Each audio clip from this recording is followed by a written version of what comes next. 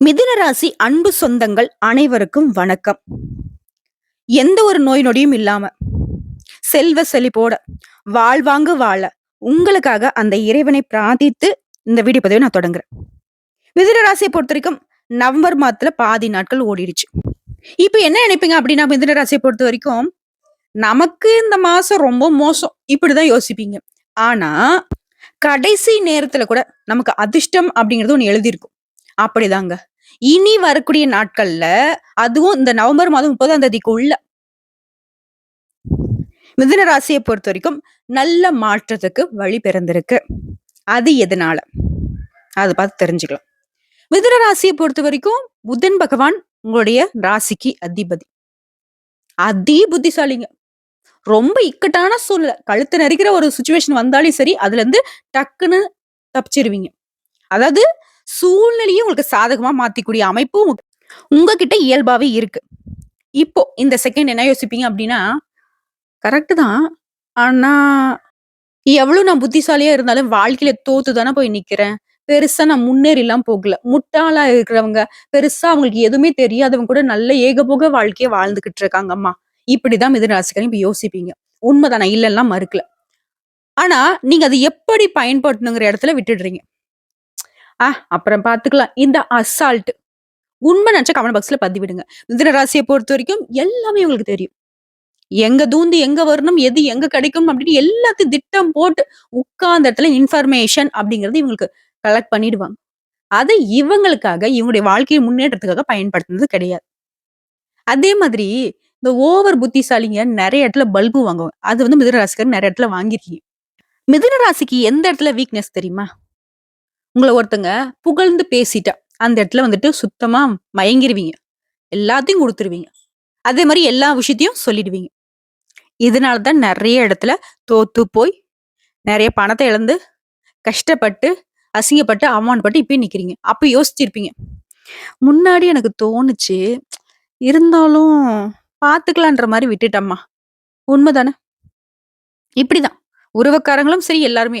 ஆனா, உங்களுடைய திறமைய சுத்தி இருக்கவங்க கரெக்ட்டா பயன்படுத்திப்பாங்க. அவங்களுடைய மூளையெல்லாம் வந்துட்டு ஃப்ரெஷ்ஷா அப்படியே ஃப்ரிட்ஜ்ல வச்ச மாரி இருக்கும். உங்களுடைய மூளைய மட்டும் போட்டு புழிஞ்சு கசக்கி, "அப்பா உன்னால தாம்மா முடியும்பா. நீ தான் எனக்கு பண்ணி குடுக்கணும்பா." இப்படி எல்லாமே உசுப்பேத்தி, உசுப்பேத்தி உங்களுடைய உடம்ப ரன்னகலம் பண்ணியிருப்பாங்க. உண்மதானே? இப்படிப்பட்ட நிலையில, ஒரு மாதிரி ரொம்ப கஷ்டப்பட்டு உட்கார்ந்திருக்கக்கூடிய மிதுன ராசிக்கு, இந்த நவம்பர் மாதத்துல பாதி நாட்கள் கஷ்டத்த குடுத்திருந்தாலும், எந்த ஒரு முன்னேற்றத்தையும் குடுக்காம போயிருந்தாலும், இனிமே வரக்கூடிய நாட்கள்ல நல்லா இருக்க போகுதுங்கிறத நான் உணர்த்துறேன். அது எப்படிங்கிறத பார்க்கலாமா? அதாவது இந்த நாட்கள பொறுத்தவரைக்கும் சந்திர பகவானுடைய பெயர்ச்சி இருக்கு. கும்ப ராசியில சனி பகவான் வக்ர நிவர்த்தி ஆகிட்டாரு. சூரிய பகவான பொறுத்தவரைக்கும் துலாம் ராசியிலிருந்து விருச்சிக ராசிக்கு பெயர்ச்சி ஆகிட்டார். மேலும் சொல்லணும்னா, விருச்சிகத்துல இருந்து சூரியனும், புதனும் சேர்க்கையினால புதாதிய ராஜயோகம் உருவாகியிருக்கு. இதனால நம்முடைய மிதுன ராசிக்கு அதிர்ஷ்டமான காலகட்டம். புரியுதுங்களா? குறிப்பா சனி பகவானுடைய வக்ர நிவர்த்திங்கிறது சஷ யோகத்தை ஏற்படுத்தியிருக்கு. அடுத்ததா விருச்சிகத்துல சூரிய பகவானும், புதன் பகவானும் இணைந்து இருக்கிறதுங்கிறது புதாதிய யோகத்தை ஏற்படுத்தியிருக்கு. புதன் பகவான் யாரு? உங்களுக்கு அதிபதி. சூரிய பகவான் யாரு? நவகிரகங்களின் முதல்வன். இவங்க 2 பேருங்கிறது வந்து ரொம்ப வெளிச்சமான வாழ்க்கைக்கு வழிகாட்டும். ரொம்ப பிரகாசமா இருக்கும். என் வாழ்க்கையே இருண்டு போச்சுப்பா. என் வாழ்க்கைய நான் தொலைச்சிட்டேன்ப்பா. எல்லாம் முடிஞ்சது. இப்படி இருக்கக்கூடிய நிலையில கூட இந்த 2 யோகமும் உங்களுக்கு நல்ல ஒரு எதிர்காலத்தை ஏற்படுத்தியிருக்கு. புரியுதுங்களா? இப்போ இத அடிப்படையா வச்சு மிதுன ராசிக்கான பலன்கள்னு பார்த்தோம்னா, ஏற்றமான சூழல் இருக்கும். சொந்தமா தொழில் செய்றீங்க, வியாபாரம் பண்றீங்க, வணிகம் பண்றீங்க அப்படின்னாக்கா, அது தொடர்பான சவால்களை எல்லாமே சந்திப்பீங்க. ஆனா பிரச்சனையே எதுவுமே இல்லாத மாரி சமாளிச்சு வெற்றி அடைஞ்சிருவீங்க. பொருளாதார ரீதியா உங்களுக்கு இருக்கக்கூடிய நிதி நிலை நெருக்கடி அப்படிங்கிறது உங்கள விட்டு விலக போகுது. பண வரவு பல விதங்கள்ல உங்களுக்கு வந்து சேரும். தொழில்ல பொறுத்தவரைக்கும் கடுமையான போட்டிய சந்திக்க நேரிட்டாலும், உங்களுடைய சமயோகித புக்தியினால அத சமாளிச்சிருவீங்க. அடுத்த உத்தியோக பணிகள்ல இருக்கக்கூடிய அன்பர்களுக்கு பணி சுமை குறையுங்க. ரொம்ப வந்துட்டு என்னடா இது எல்லா வேலையும் நம்ம தலையில கட்டுறாங்களே! இப்படி கூட யோசிச்சிருப்பீங்க. அந்த நிலை மாறும். சக ஊழியர்கள்கிட்ட நீங்க எதிர்பார்த்த ஆதரவு கிடைக்கும். முன்னாடிலாம் அந்த மிதுன ராசிக்காரங்க ரொம்ப துருதுருன்னு இருக்கிறதுனால, கூட வேலை செய்றவங்களும் நம்ம கிட்ட கலகலப்பா இருக்கணும் அப்படிங்கிறது ரொம்ப வந்து வருத்தத்துக்குரியதா இருந்துச்சு இல்லையா? அந்த நிலை இனி இல்லைங்க. அதே மாரி இந்த காலகட்டத்த பொறுத்தவரைக்கும் உங்களுடைய முன்னேற்றம் அப்படிங்கிறது கடின உழைப்பாலும், உங்களுடைய முயற்சியினாலயும் கண்டிப்பா கிடைக்கும். அதே நேரத்துல பணத்தையும் வந்துட்டு புத்திசாலித்தனமா செலவு பண்ணுவீங்க. காதல், உறவு அப்படிங்கிறதும் மேம்பட்டு நிக்கும். பண விஷயத்த பொறுத்தவரைக்கும் இந்த காலகட்டத்துல குறைவே இருக்காது. அதே சமயத்துல சில தேவையற்ற செலவுகள் உங்கள தேடி வரும். அந்த செலவுகள மட்டும் நீங்க ஒதுக்கி வைக்கணும். அவசியமா அப்படிங்கிறத யோசிச்சு தான் செலவு பண்ணணும். யாருக்கும் கடன் கொடுக்கக்கூடாது. கடனும் வாங்கக்கூடாது. உடல் ஆரோக்கியத்த பொறுத்தையும் சற்று கவனமா இருக்கணும். அதே மாரி பாலிய நண்பர்களுடைய சந்திப்பு அப்படிங்கிறது உங்க மனசுக்கு ரொம்ப ஆறுதலா இருக்கும். பழைய விஷயங்கள்லாம் பேசி சந்தோஷப்படுவீங்க. அலுவலக பணிகள் இருக்கக்கூடிய நண்பர்களுக்கு உங்களுடைய வேலையில கொஞ்சம் கவனமா இருங்க. இப்போதைக்கு நீங்க எதிர்பார்த்த சலுகைகள் கிடைக்கும். சிலருக்கு இடமாறுதலும் கிடைக்கும். வியாபாரத்த பொறுத்தவரைக்கும் நீங்க எதிர்பார்க்கக்கூடிய லாபம் கிடைக்கும். வியாபாரத்தையும் விரிவுபடுத்துவீங்க. உங்களுடைய முயற்சியும், உழைப்பும் அப்படிங்கிறது உங்களுக்கு உயர்வான நிலையை ஏற்படுத்தி கொடுக்கும். அடுத்த குடும்பத்தை நிர்வகிக்கும் பெண்மணிகளுக்கு செலவால ரொம்ப கஷ்டப்பட்டீங்க இல்லையா? அந்த செலவுகள் கட்டுக்குள்ள வரும். உங்களுடைய சேமிப்பு உயரும். குடும்பத்தை பொறுத்த வரைக்கும் நீங்க எதிர்பார்த்த சுப நிகழ்ச்சிகள் நடக்கிறதுக்கான வாய்ப்புகள் உண்டு. உறவுக்காரங்களுடைய வருகையினால மனசுக்கு மகிழ்ச்சி உண்டு.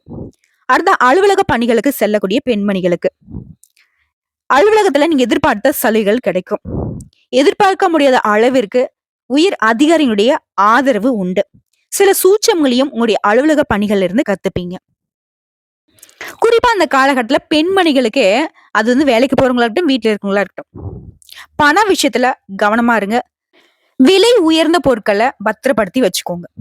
நகை நட்டுகளை தான் நம்ம குறிப்பிட்டு சொல்றோம். யாருக்காவது வந்து இரவல் கொடுக்கறது இந்த வேலை சுத்தமா இருக்கக்கூடாது.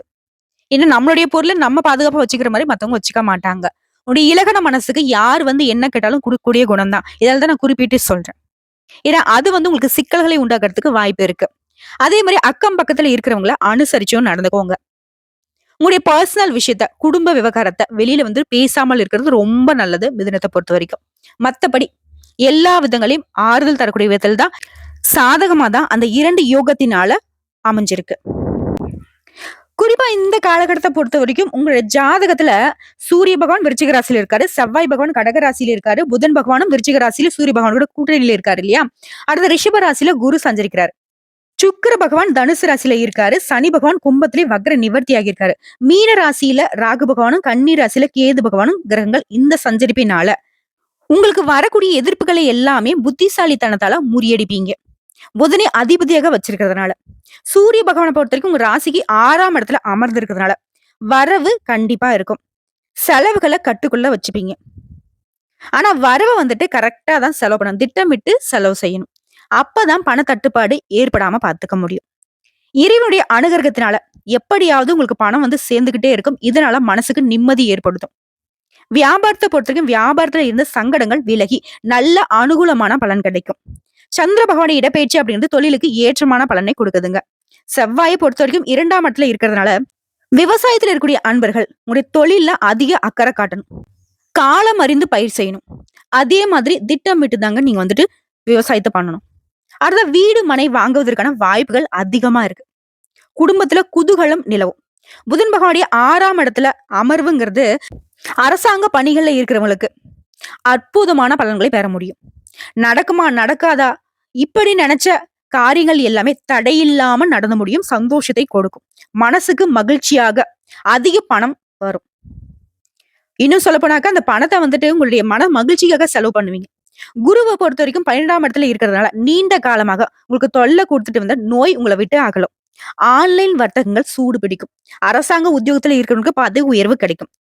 குறிப்பா சுக்கிரனுடைய 7ஆம் இடத்துல அமர்வுங்கிறது புதிய சொத்துக்களை வாங்குவீங்க. உறவுக்காரங்களும் சரி, நண்பர்களும் சரி, உங்க மனசுக்கு ஆறுதல் கொடுக்கிற மாதிரி தான் நடந்துப்பாங்க. அதே மாதிரி இழுபறியாக இருந்த வழக்குகள் உங்களுக்கு சாதகமான அமைப்புல வெற்றியை கொடுக்கும். அடுத்த சனி பகவானை பொறுத்த வரைக்கும் 9ஆம் இடத்துல இருக்காரு. உங்களுக்கு சம்பந்தம் இல்லாத காரியத்துல பட்டும் படாம நடந்துக்கிறது ரொம்ப நல்லது.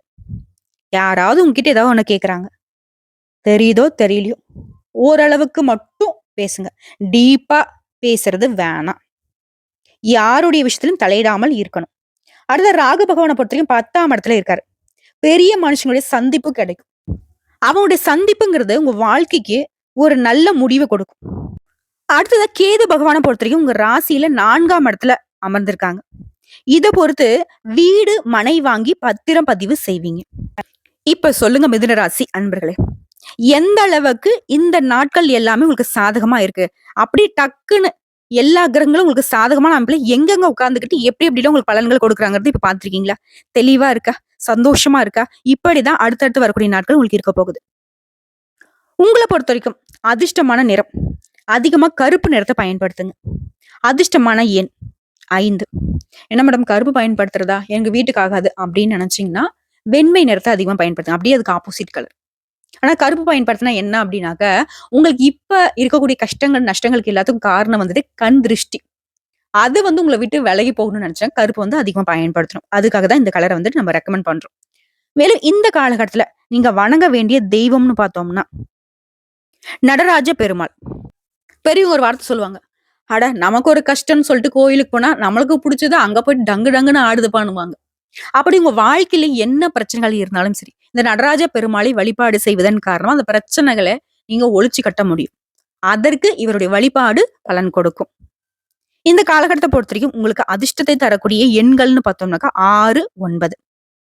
அனுதினமும் வீட்டுல பூஜைகள் செய்து தீபம் ஏற்றி ஓம் ஸ்ரீ நடராஜ பெருமாளை போற்றி போற்றி இவருடைய நாமத்தை 27 முறை சொல்லி முடிச்சுட்டு அன்றாட வேலைகளை தொடங்குறப்போ எல்லாமே உங்களுக்கு சிறப்பான பலன்களை கொண்டு முடியும். இந்த வீடியோ பதிவு உங்களுக்கு பிடிச்சிருந்தா வீடியோக்கு லைக் பண்ணுங்க, நம்ம சேனல் சப்ஸ்கிரைப் பண்ணுங்க, மேலும் பிடிச்சிருங்க ஃப்ரெண்ட்ஸ் அண்ட் ஃபேமிலிக்கு ஷேர் பண்ணுங்க. வந்த கஷ்டங்கள் கரைந்து போகட்டும், வரக்கூடிய கஷ்டங்கள் விலகி போகட்டும். இனி வரக்கூடிய நாட்கள் எல்லாமே உங்களுக்கு சாதகமான அமைப்புல இருக்கட்டும். கடவுள் உங்களுக்கு துணை வரட்டும். நன்றி, வணக்கம். வாழ்க வளமோடு நலமோடு.